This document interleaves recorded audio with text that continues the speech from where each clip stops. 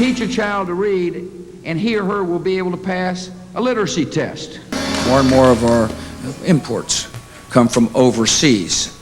Let me just remind you where we have been through, what we've been through. My dad, like many of your folk who got relatives here, many of you whose relatives did the same thing, you're here, they're relatives probably not. And it is at least that there be a stable Iran. Iran that is capable of rejecting Iranian influence. Iraq. Our people have done a really good job of hauling in a lot of the key operators. Khalid Sheikh Mohammed, Abu Zubaydah, Ramzi al-Sheeb, or whatever the guy's name was. I not only have read her book, I sat next to her at dinner last night. We started. Not only I read her book, but I sat next to dinner. If you don't like what we tell you to believe in, we'll kill you. You'll be able to see a technology, a technology that will enable you to converse with somebody on long distance, and it seems like the person's right there in the room with you.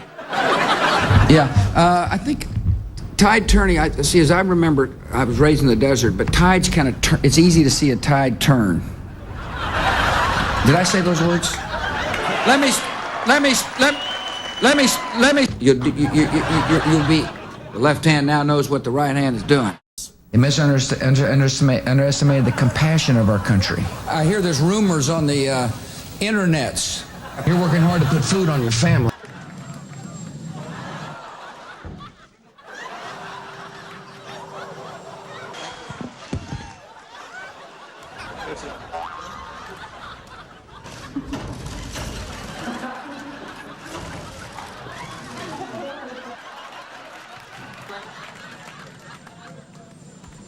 I know the human being and fish can coexist peacefully. Families is where our nation finds hope, where wings take dream. I think that when people hear the president speak, frankly, they think he's really stupid. If you don't stand for anything, you don't stand for anything. If you don't stand for something, you don't stand for anything. But what people don't realize is that there is a genius behind the stupidity. Fool me once. Shame on you. You fool me, we can't get fooled again. From the beginning, George W. Bush has been frequently ridiculed for his speaking style. Now, 7 years later, he's credited with some of the most eloquent and visionary speeches ever delivered by an American president.